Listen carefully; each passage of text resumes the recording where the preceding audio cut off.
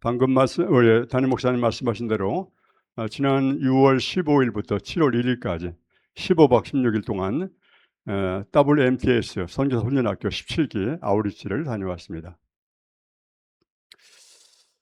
벌써 한 달이 지났지만 보고를 드릴 기회가 없기 때문에 보고 겸 오늘은 이방의 갈릴리오라는 제목으로 같이 말씀을 나누길 원합니다.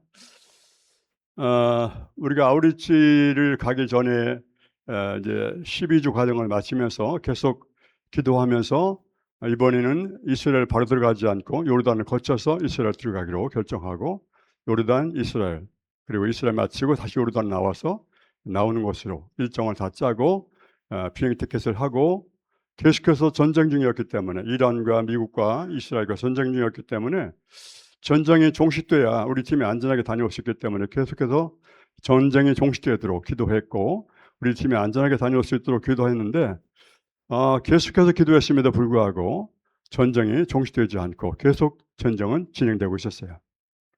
근데 기가 막히게 우리가 요르단으로 출발하는 32명이 출발하는 그날 바로 미국과 이스라엘 전쟁이 휴전이 됐다는 기쁜 소식을 가지고 우리가 출발하게 되었습니다. 15박 16일을 정말 안전하게 잘 다녀왔죠. 전쟁 중이기 때문에 다른 팀이 없고요. 우리 팀만, 요르단도 우리 팀만, 이스라엘도 우리 팀만 너무나 평온하게 잘 다녀왔는데, 기가 막힌 것은 마치고 돌아오는 그날에 우리가 요르단의 암만 공항을 출발해서 아부다비에 도착했는데 그때 바로 뉴스가 이란의 미사일이 다시 요르단으로 날아왔다는 소식이 또 들려왔습니다. 그리고 이제 한국에 와서 지금 계속해서 미국과 이란이 치열한 전쟁을 벌이고 있는 것을 보게 됩니다. 너무나 기가 막히게 우리가 출발할 때 딱 종전되고 돌아오는 날 다시 전쟁이 시작되고, 이걸 처음이면 의원이 그럴 수 있겠지. 하지만 작년에도 마찬가지였어요.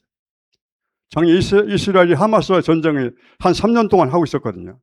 근데 우리가 출발한 바로 그날 하마스와 휴전이 딱 시작되는데 우리가 마치고 돌아오니까 다시 또 하마스와 이스라엘 전쟁이 진행됐어요. 전쟁은 여호와께 있습니다. 하나님 손에 있고 그분이 정확하게 당신의 시간표대로 움직이시는 거예요. 세상 사람들은 그냥 휴전이 되었는가 보다, 전쟁이 붙었는가 보다, 그냥 뉴스를 보고 그냥 그 정도로만 알지만 우리는 계속해서 그걸 포커스를 맞추고 기대해왔기 때문에 이건 정확하게 주님이 하신 것을 우리는 뭐 기가 막히게 알고 있기 때문에 정말 주님이 기가 막히게 시간표를 맞추시구나. 그분이 하시는 일, 그분의 일이기 때문에 우리가 인간의 열정으로 가는 것이 아니고 기도하고 주님의 나라와 의를 위해서 가는 것이기 때문에 그분이 기가 막히게 휴전하시고 또 우리가 나오니까 전쟁이 벌어지는 이런 것들을 보게 됩니다. 어떤 분들은 얘기합니다. 왜 이렇게 위험한 나라 가냐? 이스라엘에 왜 가냐? 전쟁 중인데 세계 가장 화약고 그 핵심으로 왜 가냐? 이렇게 걱정을 많이 합니다만, 이것은 우리 열정으로 가는 게 아니거든요. 열심히 선교해야지. 이게 우리 열정이 아니라 그분의 앞에 묻고 듣고 그분이 말씀해서 우리가 순종해서 가는 거기 때문에 우리 열정이라면 우리가 실패할 수 있죠. 그러나 우리 열정이 아닌 전적인 그분의 시간표, 그분의 음성에 의해 순종해서 가기 때문에 우리는 그분 안에서 안정감을 가지고 가는 것이죠. 그래서 이번에 매년 이스라엘만 갔었는데, 한 4년째, 5년째 이스라엘만 갔었는데, 왜냐하면 주님의 관심이 거기 있기 때문에 이번에는 처음으로 요르단을 거쳐서 이스라엘 들어갔습니다. 요르단은 제가 한 번도 안 가봤거든요. 뭐 이스라엘 여러 번 갔지만 요르단 처음 갔기 때문에 기대를 가지고 갔습니다. 그냥 선교 보고기 때문에 그냥 이렇게 쭉 이야기 같이 이렇게 하겠습니다. 요르단 가서 우리가 제일 힘들었던 것은 뭐냐면, 우리 팀이 항상 아침에 일어나면 묵상하고 중보기도 하고 찬양하고 그렇게 하루 시작하거든요. 근데 우리가 머무는 숙소가 그리스 정교회 수도원 같은 그런 숙소였거든요. 다른 호텔에 가면 비싸니까 거기가 가장 싸고 우리가 주방에서 밥을 해 먹을 수 있는 조건이기 때문에 갔는데, 한 가지 제약이 있었어요. 절대 통성으로 기도하지 말라. 절대 찬양하지 말라. 아니, 예수 믿는 정교회임에도 불구하고 찬양하지 말라는 거예요. 불신자 같으면 이해하죠. 뭐 이슬람 같으면 이해하는데, 그래도 예수를 믿는 그런 어쨌든 기독교, 천주교, 동방종교 같은 하나님 믿는 종교임에도 불구하고 이렇게 다르더라고요. 우리가 얼마나 힘들었는지 모르겠습니다. 하루를 영적 전쟁 한복판에 갔을 때 우리가 기도하고 찬양하고 막 이렇게 돌파해 나가는데 그걸 못하니까 우리가 어떻게 찬양했냐면 북한에서 지하교회 갈 때 어떻게 했냐면 아시죠? 북한 지하교회에 어떤 분이 갔는데 캄캄한 데 갔는데 밖에 소리는 안 들리는데 안에 들어보니까 캄캄한 데서 땀을 비오듯이 흘리면서 막 이렇게 찬양하는 걸 봤다는 겁니다. 소리는 못 내지만 박수는 못 치지만 온 마음 다해서 찬양하는 북한의 지하교회를 그 생각이 나더라고요. 우리도 한번 그렇게 해보자고.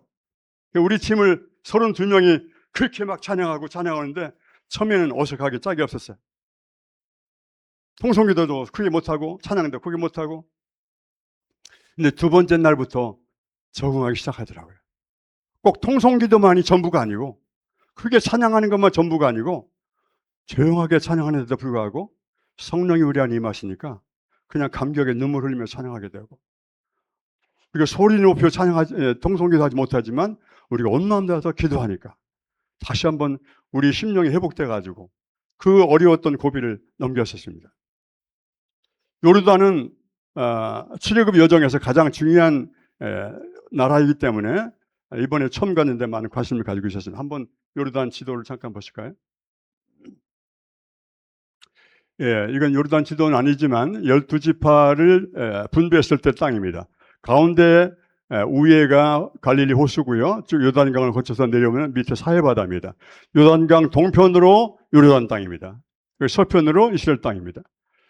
요르단 땅을 모세가 250만을 끌고 와서 그 땅을 정복하고 루벤 지파, 갓 지파, 므낫세 반 지파에게 분배하고, 거기서 모세는 가나안 땅을 들어가지 못하고 느보산에서 마지막 설교하고 죽음을 맞이했던 신명기의 배경이었던 요르단 땅입니다. 우리가 정복하기 전에는 거기 에덴 족속이 살고 있고 모압 족속이 살고 있고 암몬 족속이 살고 있었죠. 암몬 족속이 살고 있기 때문에 요르단의 수도가 암만이에요. 암만, 역사적인 배경 속에서 암만이라는 단어가 나오게 되고요. 요르단이라는 단어도 요단강을 의미하는 그 요르단입니다. 요르단 동쪽에 요르단, 서쪽에 이스라엘 이렇게 되어 있습니다. 예수님께서 요단강 동편에서 침례받으셨어요. 이스라엘 땅이 아닌 요르단 땅에 동편에서 침례받으시고, 그리고 침례 요한이 마지막 순교당했던 그것도 요르단 땅입니다. 그렇게 역사적으로 굉장히 중요한 땅이 요르단 땅입니다. 요르단에서 우리가 한 일주일 시간을 마치고 이제 그 없애도 되겠습니다. 그 다음에 이제 국경을 넘어서 이스라엘 땅으로 들어갔습니다. 화면 없애주시고요. 그래서 이스라엘 땅에 가서, 이스라엘 땅은 갈 데가 워낙 많죠. 또 우리가 또 여러 번 갔기 때문에 이미 많이 갔기 때문에 잘 알고 있고, 그러나 우리가 늘 가면 중심을 가지고 하는 것이 갈릴리입니다. 남쪽에서 차를 가지고 계속 북쪽으로 올라가면 북쪽 끝에가 갈릴리입니다. 갈릴리 가서 우리가 2박을 했습니다. 갈릴리 호텔에서 2박을 했죠. 호텔 비용이 만만치 않지만 그만큼 갈릴리가 중요한 지역이기 때문에 2박을 하면서 우리가 그 선상예배 드리고, 예수께서 배 타고 가셨던 그 배에서 같이 선상예배 드리고, 또 그 성찬식도 하고, 또 우리 팀이 또 막 찬양하면서 시몬아 널 사랑하느냐, 오 주님 아십니다, 이런 신앙의 고백하면서 막 전부 다 32명이 눈물을 흘리면서 고백하고 했던 그런 은혜스러운 장소가 바로 갈릴리입니다. 오늘은 갈릴리 중심으로 해서 같이 좀 지역을 살펴보면서 말씀을 좀 나누려고 합니다. 첫 번째 갈릴리입니다. 갈릴리 지도 한번 보실까요? 예, 갈릴리가 이렇게 호수입니다. 호수인데 맨 위쪽에 가버나움이라는 데 있죠. 예수님이 집을 거주하면서 사역에 본고지였던 갈릴리, 가버나움입니다. 갈릴리 호수는 호수입니다. 바다는 아니지만 워낙 크기 때문에 갈릴리 바다라고 얘기하기도 합니다. 갈릴리는 북쪽에 있는 헐몬산에서 눈이 녹아서 내려오는, 그래서 담수호, 눈이 녹아서 내려와서 호수를 이루고 있는 그 담수호입니다. 이 갈릴리에서 요단강을 거쳐서 사해바다로 빠져나가죠. 그런데 놀라운 것은 2000년 전이나 지금이나 담수호의 수량이 똑같다는 거예요. 지금 전 세계적으로 이상기후 때문에 개울이 말라가고 호수가 말라가고 전 지구가 사막화되고 있잖아요. 근데 이스라엘 갈릴리 호수는 그냥 담수량이 그대로예요. 2000년이나 지금은 똑같이 담수량이 그대로입니다. 마르지 않았어요. 전체 호수의 둘레는 53km입니다. 한 120m 정도 되는 거죠. 어마어마한 겁니다. 아래서 위에까지는 한 21km, 동서로는 11km. 이렇게 굉장히 큰 호수인데 바다 같기 때문에 마테나 마가는 갈릴리 바다 또는 갈릴리 호수라고 이렇게 칭하기도 하고, 누가는 게네사렛 호수라고 칭합니다. 근데 요한복음의 요한은 디베리아 바다라고 칭할 정도로 바다, 호수 이게 겸해서 사용되는 그게 넓은 호수입니다. 그런데 문제는 이 갈릴리 호수가 해면보다 250m가 낮아요. 바다 높이보다 갈릴리 호수가 더 밑에 내려갔단 말이에요. 250m 내려갔단 말입니다. 지형적으로 좀 특이한 지역입니다. 그래서 북쪽에서 내려온 헐몬살이 내려온 찬 공기와 지중해에서 내려온 뜨거운 공기가 마주칠 때마다 광풍이 일어나기도 하고, 우리가 복음서 읽어보면 막 광풍이 일어나잖아요. 그 바다에 살았던 제자들이 막 놀래가면서 주님, 우리가 죽게 생겼습니다. 살려달라고. 예수께서 말씀하기를 바람과 바다를 꾸짖으시니 바람과 바다가 잔잔해졌더라. 예수께서 말씀 한마디 하니까 그렇게 풍랑이 잔잔해지고, 이렇게 했던 이 장소가 바로 갈릴리 바다입니다. 근데 갈릴리라는 단어는 히브리어로 갈릴이라는 단어는 지역, 지방이라는 뜻입니다. 갈릴리 호수만 의미하는 것이 아니고 갈릴리 호수를 중심으로 한 그 주변 전체를 갈릴리라고 합니다. 그래서 거기에 이제 오늘 본문에 나온 갈릴리 전체가 나오기도 하고 나사렛이 나오기도 하고 가버나움이 나오기도 하고, 오늘 그 세 가지를 중심으로 제 말씀을 나누려고 합니다. 갈릴리는 그렇게 풍랑이 심한 곳이기도 하지만 또 동시에 여호수아 때 땅을 분배할 때 갈릴리 동쪽, 갈릴리 서쪽으로는 납달리 지파가 땅을 차지했던 그 지역이었습니다. 그런데 이미 이스라엘 땅은 전체가 광야와 같습니다. 뭐 사막은 아니지만 돌산 이렇게 하기 때문에 물이 없는 곳이 있잖아요. 그런데 갈릴리만 물이 풍성하기 때문에 그 주변에는 모든 농사가 풍성하게 되고 수확량도 많고 하니까 때문에 수없이 많은 이방의 침략을 받던 곳이 바로 갈릴리입니다. 그래서 역사적으로 갈릴리 주변은 이방 문화가 많이 섞여 왔습니다. 이방과 섞여 살고 있었고, 전쟁을 통해서 막 섞여 살고 있었고, 또 침략을 받았기 때문에 그렇기도 하고, 특별히 또 북이스라엘 멸망을 당할 때, 아수르에서 완전히 멸망을 당할 때 섞여 있었잖아요. 사마리아인들 개같이 취급했던 그 사마리아와 똑같은 갈릴리도 이방 문화 섞여 있던 그런 땅입니다. 그렇게 이방 문화 섞였던 그 땅이고 그런 무시당하는 땅입니다. 그리고 또 갈릴리는 이미 구약에서부터 갈릴리에서 예수께서 사역하실 것을 이미 예언자로 말씀했습니다. 이사야서 9장 11절 보겠습니다. 이사야서 앞에입니다. 이사야서 9장 11절. 시작. 전에 고통받던 자들에게는 흑암이 없으리로다. 옛적에는 여호와께서 스불론 땅과 납달리 땅이 멸시를 당하게 하였더니 후에는 해변길과 요단 저쪽 이방의 갈릴리를 영화롭게, 이방의 갈릴리라고, 이미 그때부터 이방의 갈릴리라고 소문나는 것입니다. 저놈들은 사마리아 사람들을 개같이 취급하잖아요. 이방인이 섞여 있었기 때문에. 갈릴리도 똑같아요. 너희도 이 순수한 유대인들이 아니고 다 섞여 있었던 이방의 갈릴리라고 무시당하는 그 땅에 예수께서 그 땅을 해서 사역을 중심했기 때문에 그 갈릴리를 영화롭게 했다고 이사야서가 예수님 오시기 전 600년 전부터 이미 예언자로 말씀했던 그 땅입니다.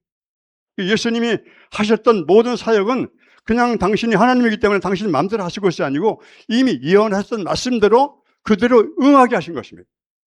갈릴리 사역이 어쩌다 그냥 그분이 여기가 좋겠다, 그분이 정하신 것이 아니고 이미 오래전부터 하나님께서 예언대로 말씀하셨더니 그 땅에 가서 예수께서 갈릴리 중심으로 사역을 하기 시작한 것이죠. 그 다음에 또 나사렛입니다. 보겠습니다. 13년 나사렛을 떠나 스불론과 납달리 지역의 해변에 있는 가버나움에 가서 납달리 지역입니다. 나사렛 지역입니다. 나사렛은 이미 알고 있는 대로 예수님의 고향이죠. 이미 예수께서 태어나신 곳은 베들레헴 땅입니다. 베들레헴 땅이지만 헤롯 왕이 두 살 아이를 다 죽인다는 이야기를 듣고 아버지 요셉과 어머니 품에 안겨서 이집트로 피난 갔다가 이제 헤롯 왕이 죽은 걸 알고 다시 돌아옵니다. 그런데 근데 돌아와서 예수께서 아버지 어머니의 고향인 나사렛에서 어릴 때 살기 시작했습니다. 요셉과 마리아의 고향이 나사렛이거든요. 나사렛에서 예수께서 사시면서 공생애를 시작할 때까지 30년 동안 살던 동네가 바로 나사렛입니다.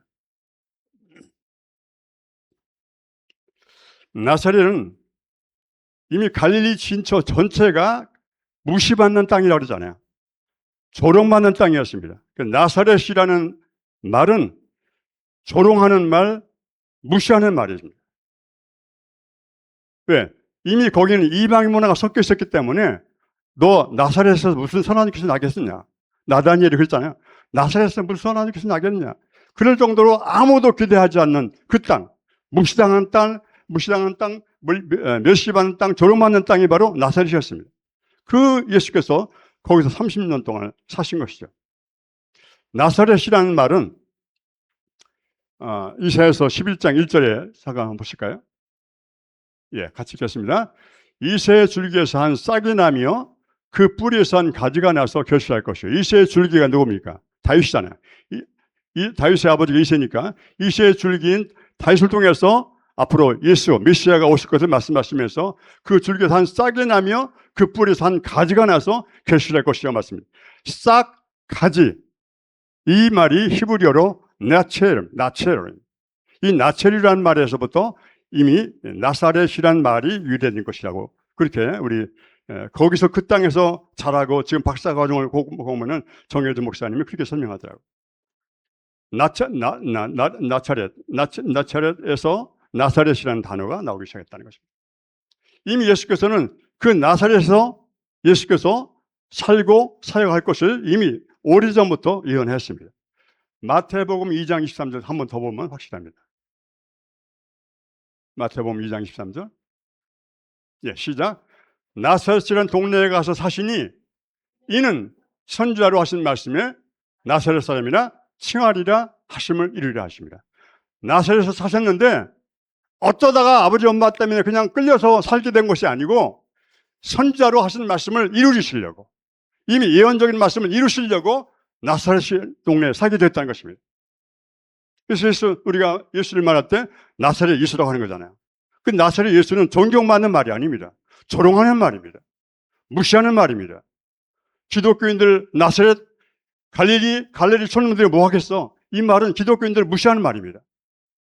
그만큼 이 갈릴리 나사렛이라는 동네는 원래부터 역사적으로 문화가 섞여 있었고 이방이 섞여 있었고 가난하고 못 사는 그 동네이기 때문에 다 무시당하는 그 땅. 영광의 주님께서 낮고쳐는 베들레헴 말구에 오시고 또 무시당하는 갈릴리 오시고 나사렛에서 30년 동안 사시면서 사역의 본거지로 삼으셨던 것이죠.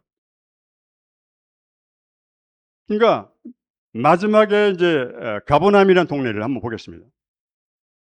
예수께서 그 사역을 하시면서 집이 있어야잖아요. 그러니까 가버나움에 집을 지시고 가버나움 중심으로 그 사역을, 갈릴리 사역을 해나가셨습니다. 가버나움에서 집을 사시면서 예수께서 가장 먼저 복음을 선포하셨죠. 회개하라, 천국이 가까웠느니라. 이것이 갈릴리 가버나움에서 사시면서 예수께서 가장 먼저 선포하신 말씀이에요. 회개하라, 천국이 가까웠느니라. 가장 먼저 하신 것이 그것이고, 두 번째가 제자를 부르셨습니다. 해변을 거니시다가 시몬 베드로와 안드레를 부르시고, 또 가다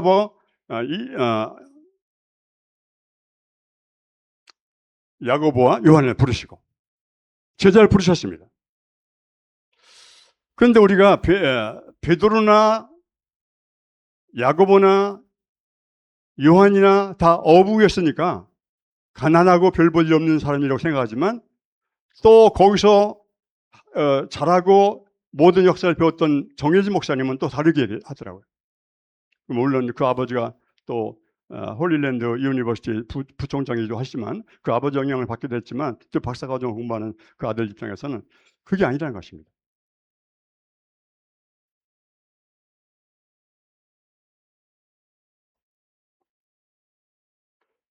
자, 야고보와 요한이 배를 가지고 있을까요? 가지고 있지 않을까요? 배를 가지고 있었을까요? 배가 본문에 나와 있잖아요. 본문에 21절에 거기서 더 가시다가 다른 두 형제 곧 세베대의 아들 야고보와 그의 형제 요한이 그의 아버지 세베대와 함께 배에서 그물 깃는 것을 보시고 부르시니 배가 있었어요. 야고보와 요한은 아버지가 세베대 아들 야고보, 아버지가 배를 가지고 있어서 선주란 말입니다.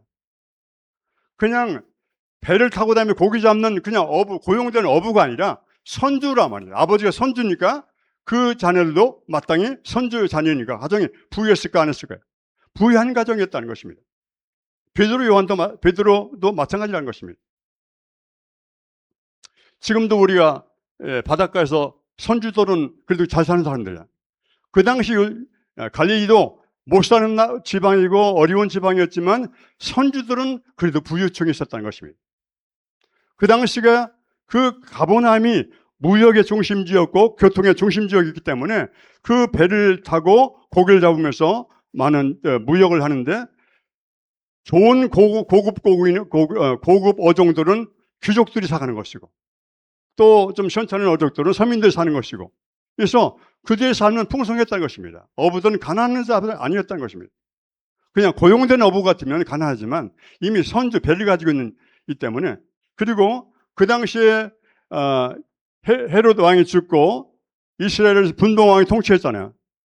갈릴리 동쪽에는 헤롯 빌립이 통치했고 갈릴리 서쪽에는 헤롯 안티파스가 통치했고 또 밑에는 아킬레오스 통치했고 그렇기 때문에 그 통치 지역을 벗어날 때마다 통관세를 내야 합니다.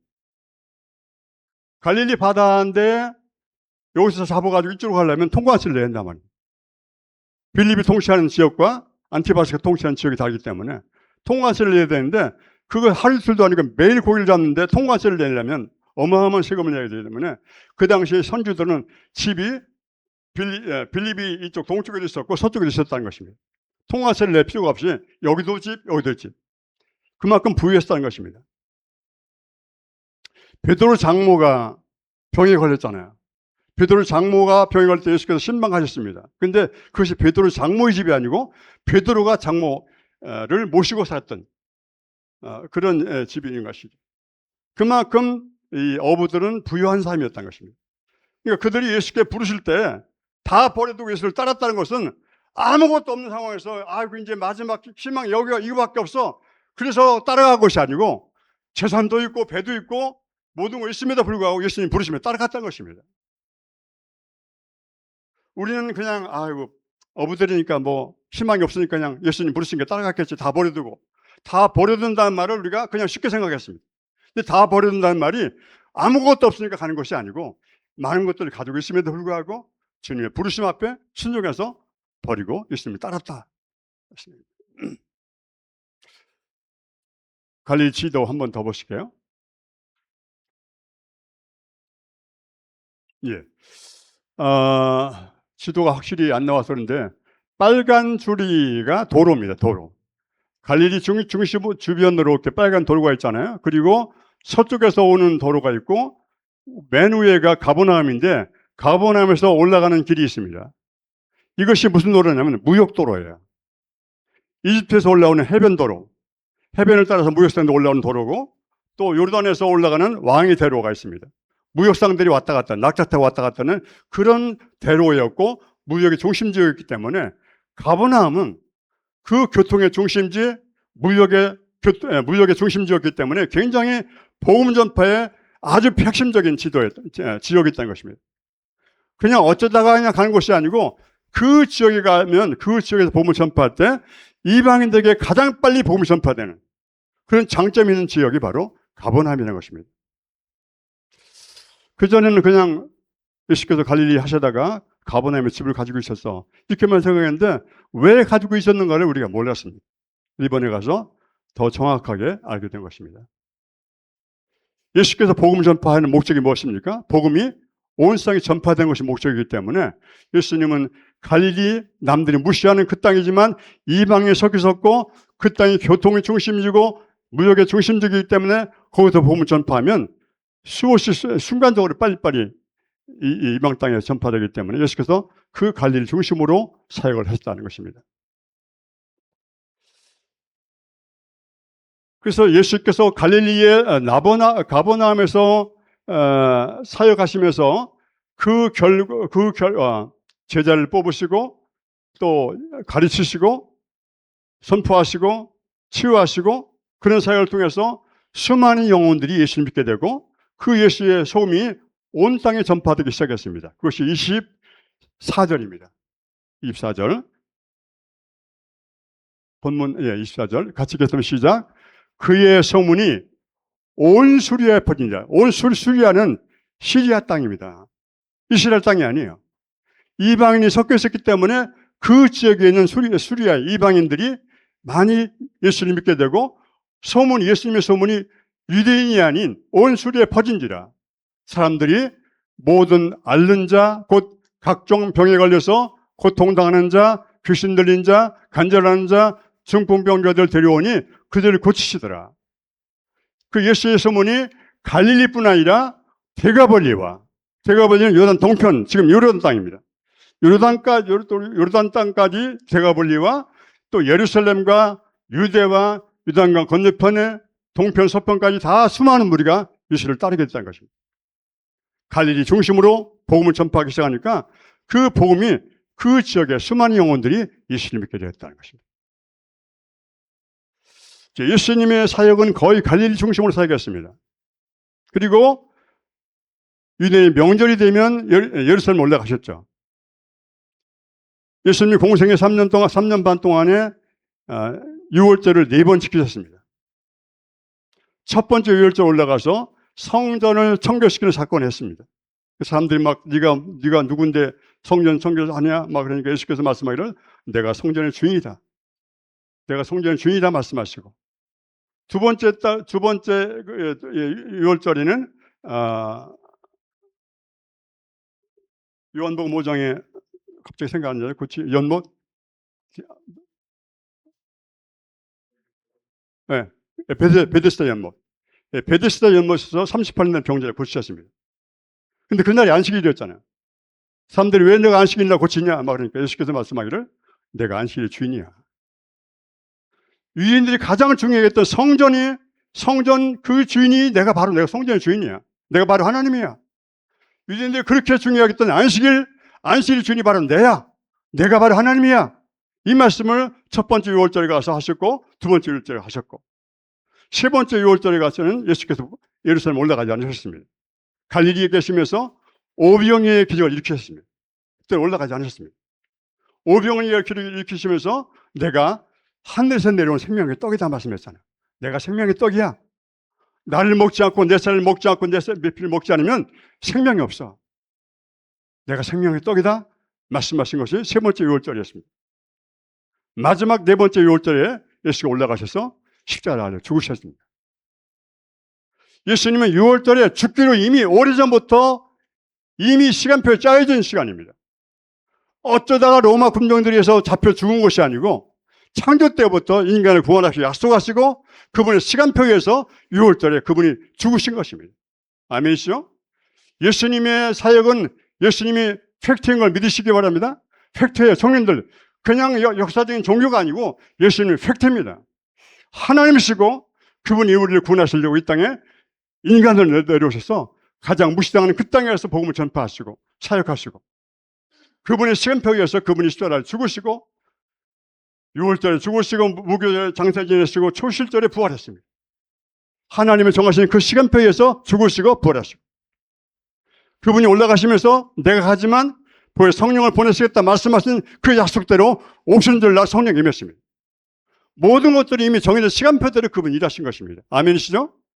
우리가 이런 하나님의 시간표를 알고 있어야 돼요. 그걸 모르면 그냥 오늘은 우리가 내 문제에 빠져버립니다. 내 문제를 어떻게 하지? 이 문제를 어떻게 하지? 매일 내 문제에 빠져버립니다. 우리가 예수를 믿는다면, 그분이 하나님을 믿으신다면, 그분이 왜 와셨는가? 그분의 시간표가 무엇인가? 나는 그분의 시간표 지금 어디 와 있는가를 알고 있어야 돼요. 거기에 내 삶을 맞춰 나가야 되는 것입니다. 아멘이시죠? 예. 그러면 그분의 언약대로 초림주로 오셨습니다. 갈릴리 베들레헴 땅에 나셨고, 갈릴리 사역하시고, 나사렛에서 자라시고, 가버나움에서 일하시고, 그분의 시간표에서 죽으시고 부활하시고 성령으로 임했습니다. 그러면 다시 오신다는 약속대로 그분이 예언대로 오실까요? 안 오실까요? 당연하십니다. 그분의 약속은 모든 언약의 성취입니다. 성경 전체가 언약인데 하나님은 언약을 성취하신 분이지 당신 마음대로 하실 것이 아무것도 없습니다. 그분은 다시 오신다는 그분 언약이 있었습니다. 언제 다시 오실까요? 마태복음 24장 14절. 이 천국 복음이 모든 민족에 전파되면 그제야 끝이 오겠다 말씀하시고, 복음이 전파되면 내가 다시 올 거야. 마지막 마태복음 23장 39절에 산송아리라도 주의 이름으로 오시니 할 때까지 너에게 나를 보지 못하리라. 유대인들이 예수를 거부했기 때문에 유대인들이 예수를 영접하여 그때 주님이 재림하시나요. 천국 복음이 모든 민족에 전파되고 마지막 유대인들이 돌아와야 그때가 주님의 재림의 시간표라는 것입니다. 그분이 언약대로 성취할 거 믿으시죠? 네. 로마서 25장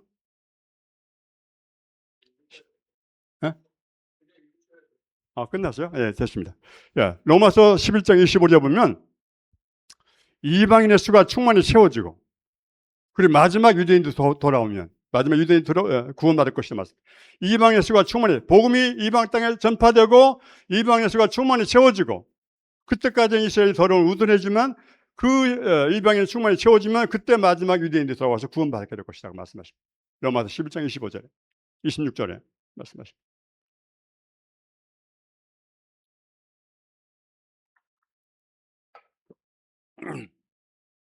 주님의 시간표대로 오셨고, 주님의 시간표대로 가셨고, 주님의 시간표대로 성령이 오셨고, 주님의 시간표대로 그분이 재림하실 것을 우리에게 약속했습니다. 우리는 그 시간표를 알고 있어야 돼요. 시간표가 어떻게 흘러가는 거 알고 있어야 우리 삶의 거기에 포커스를 맞추고 있어야 되는 거죠. 아멘이시죠? 저는 뉴욕교회 정말 감사합니다. 우리 담임 목사님이 예수께서 하셨던 티칭의 사역에 탁월하시고 프리칭의 사역에 탁월하시고 그 복음 사역에 탁월하시면서 동시에 저를 선교 목사를 파송해서 주님이 오시는 길을 예비하는 이 뉴욕교회가 정말 얼마나 저는 감사한지 모르겠습니다. 많은 목사님들이 그걸 인정하지 않으니까 우리 교회만 하다가 끝나버립니다. 우리 교회 중요하죠. 영혼들 구원해야 됩니다. 동시에 주님 오실 길을 예비하는 것이 하나님의 시간표입니다. 아멘. 우리가 이스라엘 가는 것이 바로 그겁니다. 이스라엘 마지막 돌아와야 되기 때문에 주께서 우리를 향해서 계속해서 이스라엘 가라고 말씀하시고 가서 말씀하시고, 우리가 이스라엘 가서 뭘 하냐면 러시아에서 돌아온 유대인들입니다. 러시아에서 돌아온 유대인들 예수 믿는 유대인들을 메시아로 주라고 합니다. 그분들을 만나서 우리가 그분들과 함께 교제하면서 다시 오시는 그 길을 예비하는 것입니다. 함께 예비하고, 주님은 유대인과 이방인이 하나 되어서 한 세상을 이루는 것이 주님의 목적이기 때문에 그것을 이루려고 메시아의 주와 우리가 계속해서 매년 만나서 함께 예배하고 함께 열방으로 나가야 됩니다. 이스라엘 부르신 목적이 무엇입니까? 제사장의 나라를 부르시지 않았습니까? 주님이 여러분들이 열방에 나가서 제사장의 나라로 돼서 복음을 전파해야 됩니다. 나가십시다. 이번에도 계속해서 해서 이 다음 9월 달에 제가 중국 가지만 이스라엘에서 한 목사님이 자기도 중국 가겠다고 신청했습니다. 지금 8월 달에 또 한 분은 탄자니아 김일성 교사님들로 가기로 하셨고요. 또 스리랑카 가신 분도 계시고, 이제 그들이 도전을 받았습니다. 유대인들이 모여서 자기들끼리만 예배하는 것이 아니고, 사실 유대인들은 복음을 전파할 수가 없거든요. 왜? 그 땅이 워낙 전통 유대인이 막 불을 켜고 있으니까 예수 믿는 걸 알면 다 위험하기 때문에 자기들끼리 모일 수밖에 없는 상황입니다. 그걸 깨우는 겁니다. 깨우는 겁니다. 주님이 하십니다. 순종하시면 그 주님이 하십니다. 우리가 하는 것이 아닙니다. 나가십시다. 열방에 빛을 비춥시다. 이번에도 그 일을 하고 있는 것입니다. 이제 저것이 화면이 안 나오네? 화면이 꺼졌네? 동영상 한번 볼래? 예? 없어졌어요? 오케이, 예. 마지막 동영상 하나 보려는데, 예. 자, 우리는 창조하시고 창세기 3장 15절 인간을 구원하겠다 약속하시고 그 약속을 이루시기 위해서 끊임없이 언약을 하시고 언약의 성취를 이루시기 위해서 이 땅에 오셨고 그분이 죽으시고 부활하시고 성령을 보내셨고 다시 오시겠다 말씀하셨습니다. 이 성경 전체 시간표가 우리가 계속해서 그 시간표를 보고 있어야 됩니다. 그 우리가 시간표가 어디 와 있는 걸 보시고 그분의 마음, 그분의 뜻 안에 우리 심령에 같이 가야 됩니다. 아멘이시죠? 예. 이웃교회 성장, 영혼 구원 해야 됩니다. 당연히 해야 됩니다. 동시에 열방에 주님 오신 길을 예비하는 이게 동시에 같이 가야 됩니다. 예루살렘과 온 유대와 사마리아 땅까지도 내 증인이 되라 말씀하신 그 주님의 부르심에 순종하는 우리 모두가 되었으면 좋겠습니다. 기도합시다.